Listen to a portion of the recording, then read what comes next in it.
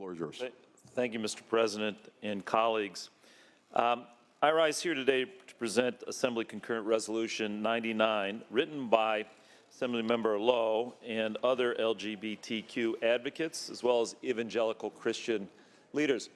This measure concerns conversion therapy. Conversion therapy is a discredited and a harmful both method and theory of trying to convert one's gender identity or sexual orientation.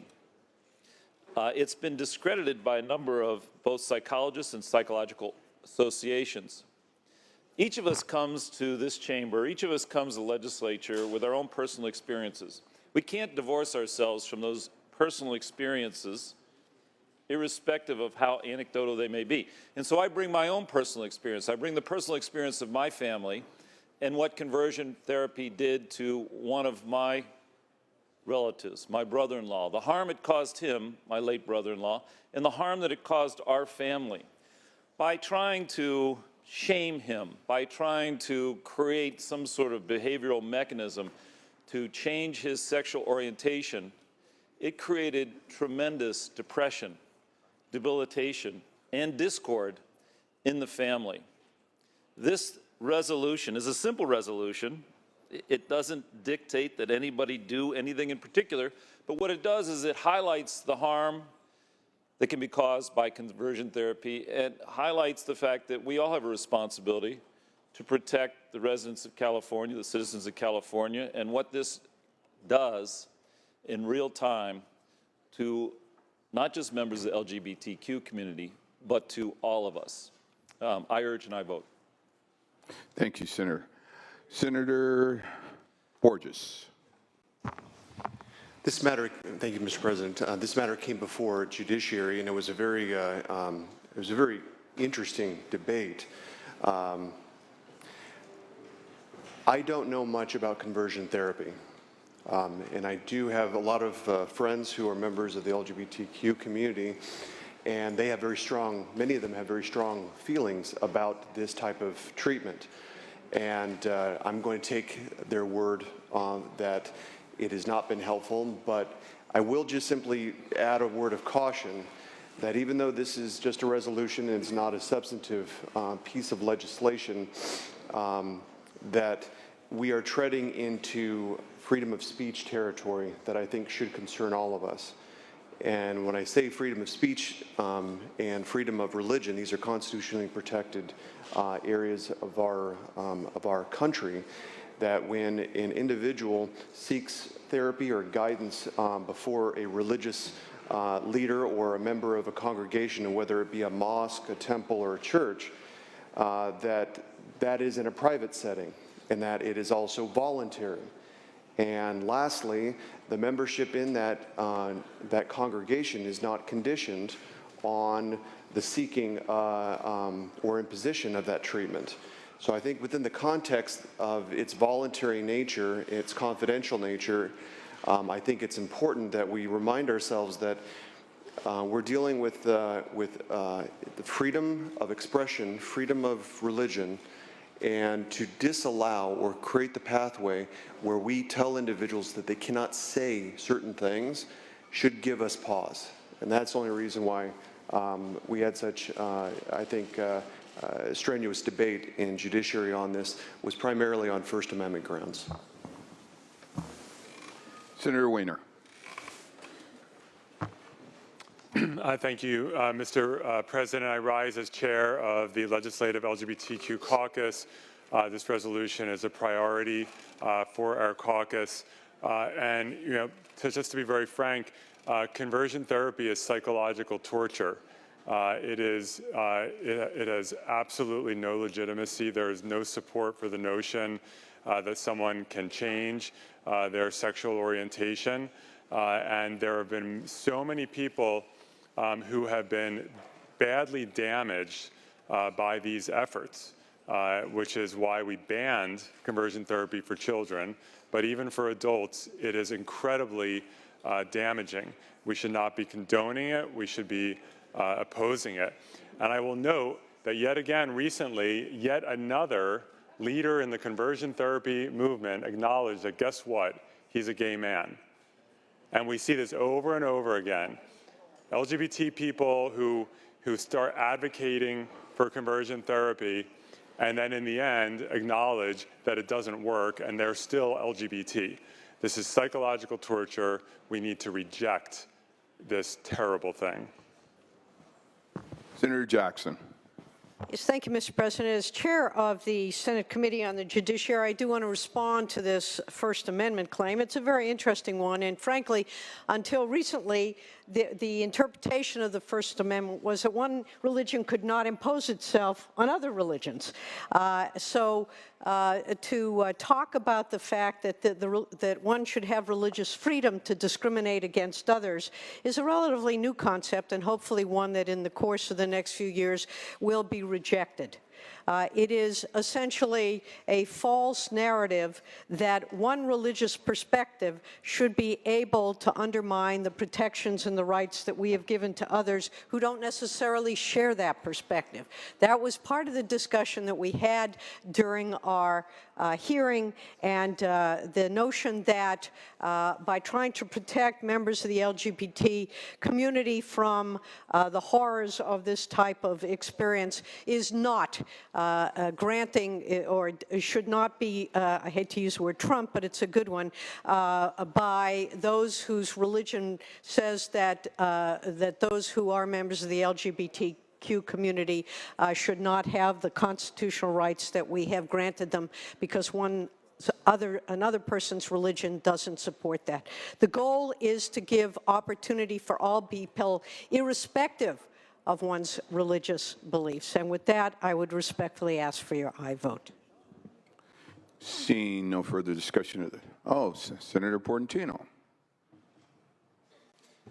Thank you, Mr. President and members. I don't speak a lot on the floor, as you know, but this is an issue of personal family importance to me. About 45 years ago, my older brother came out to my mom, a traditional Italian widow, back into the time when there were such a thing. And she knew one thing. She loved her son, and she accepted him and loved him, and her love brought forth acceptance from a large Italian Catholic family because her love was that ginormous and healing. And I jumped to today, and there's actually some schools, private schools, that in their student handbooks and parent handbooks have it actually in their handbook to this day that says if a student feels themselves attracted to a student of the same sex, that the parents and students have to agree to send that student to mandatory counseling. That's today, and that's just unacceptable. And so when we do resolutions like this, we continue to educate the general public that conversion therapy is a sham, and we can't forget that even today there are institutions that are finding subtle ways to subject young people who should be loved like my brother was loved by my mom and not forced into mandatory counseling because they are who they are. So I strongly rise in support of ACR 99. Thank you, Senator. Senator Bell. As chairman of the Select Committee on Mental Health, I'd have to say that considering this a mental health practice, I would consider it mental health malpractice. And I think that we should not compare the freedom of speech and freedom of religion with medical approaches that have been proven to be disreputable. And we should urge adoption of this resolution because the resolution itself, if you read it, is a very strong resolution in favor of compassion and support for people, which is in the right direction, not in the wrong direction. So I urge support for this resolution for everybody to vote for. Thank you. Thank you. Senator Morlock. Thank you, Mr. President. We were here last year on a similar subject, and just recently the LA Times came out with an article. The headline said, "Sexuality is a complex mix." And so I believe in this area we're talking perhaps about two different streams of counseling.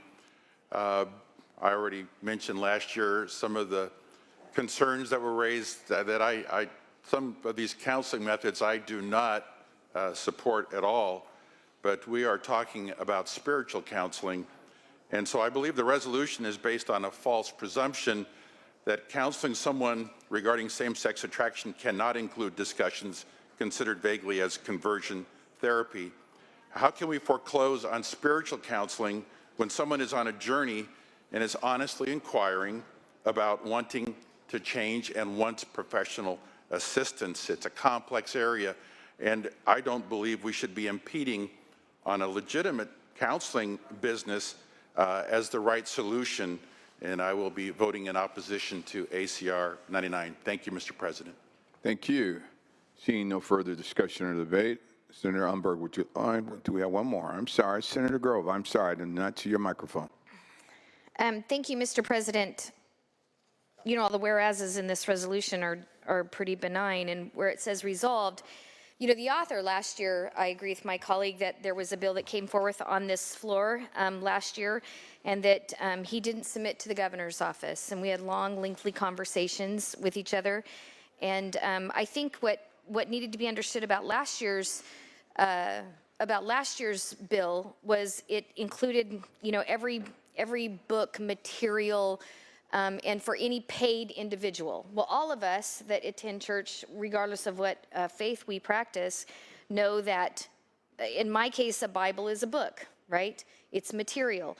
And in somebody else's case, it might be something different. In my case, a pastor is paid. So that particular piece of legislation would have affected pastors being able to counsel individuals at really heartfeltly thinking or seeking counseling. I know the author last year met with several pastors around the state and actually got their input, and he was very engaging with opposition on this bill.